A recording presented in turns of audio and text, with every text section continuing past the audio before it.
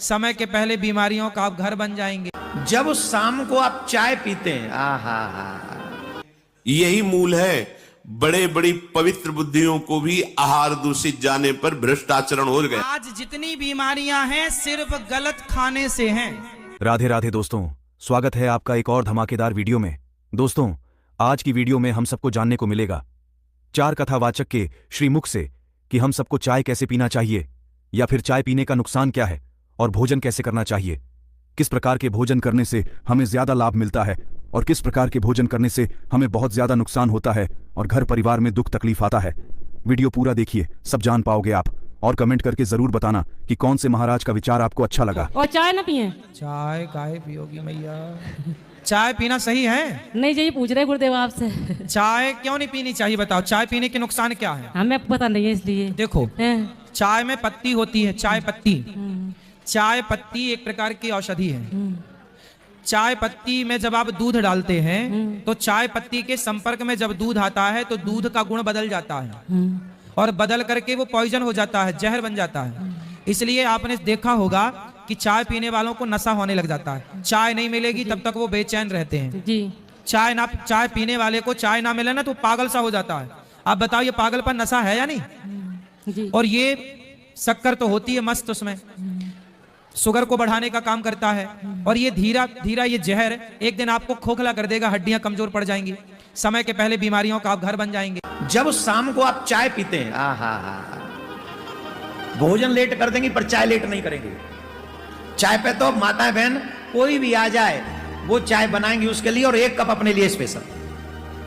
पहली बात तो मैं ये कह नहीं सकता कि चाय मत पियो, क्योंकि मैं खुद पीता हूं, इसलिए मैं आपको मना नहीं कर सकता, ठीक। लेकिन एक सलाह जरूर दूंगा कि कभी भी खाली चाय न पिए। हो सके तो शाम को जूस वगैरह पी लें, माताओं के लिए जरूरी है। अगर जूस, ये पति ध्यान से सुन लो, पति जितने भी पति अपनी पत्नी को अपने हाथ से जूस पिला के बनाओ, पिलाओ, फिर कहो पियो देवी तुम बहुत काम करती हो, है। ध्यान से, मजाक नहीं कर, हंसो मत। पति हंस रहे बोले हैं ये तो हमें पिलाती हैं, हम कैसे पिलाए? पिला दिया करो कभी 2-4 दिन में एक आध बार, है लो तुम भी पियो। तो अगर हो सके तो जूस पिए, चाय को त्याग दें, कॉफी देख लें आप, लेकिन चाय जब पीनी हो शाम को तो कभी भी खाली चाय न पिए। भोजन है ये जीवन का एक बहुत बड़ा अंग है। हमारे प्राणों का पोषण होता है और सूक्ष्म बात, इससे हमारे मन का निर्माण होता है। अगर हम अपवित्र भोजन, गंदे विचारों से युक्त बनाया हुआ भोजन, अधर्म के द्वारा कमाए हुए धन से भोजन, तो हमारे मन को वासना में कर देगा, मलिन कर देगा और बुद्धि को निर्णय ठीक करने की शक्ति का अपहरण कर लेगा। अगर हम इस पद्धति से भोजन पाते तो हमारी बुद्धि प्रकाशित होगी और मन ठीक हो जाएगा।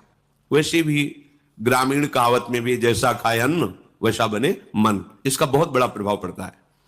तो धर्म से कमाए हुए अन्न को जब हम रसोई में अमनिया करें तो उस समय विषय वार्ता, विषय चिंतन नहीं होना चाहिए।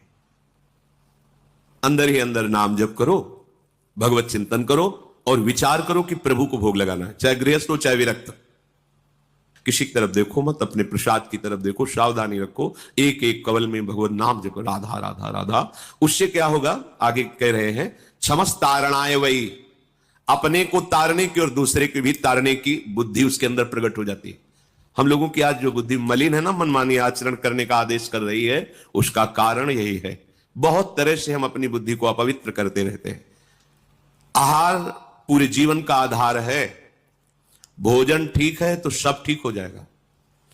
भोजन धर्म युक्त कमाए हुए धन से भगवत चिंतन करते हुए रसोई में अमनिया करके, भगवत अर्पित करके, प्रसाद स्वरूप मौन धारण करते हुए, नाम जप करते हुए प्रसाद को एक हाथ से पाना, इससे क्या होगा, कह रहे हैं सात क्षमस तारणाए वही, वो अपने को भी तारने में समर्थ है और दूसरे को भी तारने में समर्थ हो जाएगा। क्या होगा, उसकी बुद्धि भगवत परायण हो जाएगी। और इसके विपरीत जूता पहने हैं, अब जैसे आप समय देखो कलयुग का, आप जैसे भोजनालय में कहीं, जिन्हें होटल आदि कहते हैं, वहां पाने गए तो आप जूता थोड़ी उतारते हैं, हाथ थोड़ी धोते हैं, कुल्ला थोड़ी करते हैं, पशुवत आचरण। ऐसे ही जूता पहने हुए, ऐसे ही क्या कैसा बना हुआ है, कोई निर्णय नहीं, तो बुद्धि कहां जा रही है? देखो ना, केवल अधर्माचरण की तरफ बुद्धि जा रही, शास्त्र युक्त इंद्रियां शांत, भगवत चिंतन परायण, धर्म युक्त चेष्टाएं, ये सब केवल कहने में रह जाती, जीवन में आचरण में नहीं आ पाती, क्योंकि आहार विहार ही ठीक नहीं है। यही मूल है। बड़े बड़ी पवित्र बुद्धियों को भी आहार दूषित जाने पर भ्रष्ट आचरण हो गए। आज जितनी बीमारियां हैं सिर्फ गलत खाने से हैं। यदि सब लोग सही सही खाएं और परफेक्ट खाएं तो कभी बीमार नहीं पड़ेंगे। अब जैसे आप चाय पीते हैं, क्या चाय पीने योग्य है? मैया आप तो सिर हिला रही थी। हाँ तो पीती हो ना, एक लोटा पीती। हमारी माताएं तो एक एक लोटा चाय, आदमी पीता है जरा सी कप भर पीता है, कुछ लोग तो एक एक लोटा चाय पी जाते हैं। क्यों मैया आप चाय पीती हो ना, एक लोटा, एक गिलास, एक कप, क्यों पीती हो? नहीं रहा जाता? चाय क्यों पीना है मेरी मां? तुलसी पानी में डालो, थोड़ा अदरक डाल लो, और भी पदार्थ होते हैं जो पौष्टिक हैं, थोड़ा थोड़ा डाल के उनको पका के उनका रस पियो, आपका स्वास्थ्य लंबा चलेगा, बीमारी नहीं पड़ेंगे। कोरोना काल में डॉक्टरों ने क्या बताया? क्या पियो? जोर से काढ़ा, इम्यूनिटी पावर को स्ट्रांग करने के लिए क्या है, लेकिन आप क्या पीते हैं? चाय। कोरोना चला गया, फिर आप चाय पे आ गए। हमें कहा 4 तरह का भोजन बेकार होता है। पहले नंबर का भोजन, जिस भोजन की थाली को कोई लांग कर चले गया वो नाली में पड़े हुए कीचड़ के बराबर होता है, ऐसा भोजन नहीं करना चाहिए जो कोई लांग कर चले गया। दूसरा भोजन, जिस भोजन की थाली में ठोकर लग जाए वो भ्रष्टा के बराबर, गंदगी के बराबर होता है। जिसमें ठोकर लग गई और खा लिया वो भ्रष्टा के बराबर है। तीसरे नंबर का भोजन, जिस भोजन की थाली में बाल पड़ा हो, केश पड़ा हो, वो दरिद्रता प्रदान करता है। और चौथे नंबर का भोजन, पति और पत्नी एक ही थाली में साथ बैठकर भोजन कर रहे हो तो वो मदिरा के बराबर होता है। ये 4 तरह का भोजन। बहुत बहुत धन्यवाद सारे महाराज जी को इतना सुंदर सत्संग और जानकारी हम सबको देने के लिए, सही मार्गदर्शन करने के लिए। दोस्तों, वीडियो आपको थोड़ा भी अच्छा लगा हो तो इन बातों को फॉलो जरूर करना। सारे रोग दुख तकलीफ से हमेशा बचे रहोगे। वीडियो को लाइक कमेंट कीजिए, चैनल को सब्सक्राइब कीजिए। मिलते हैं नए वीडियो पर। राधे राधे।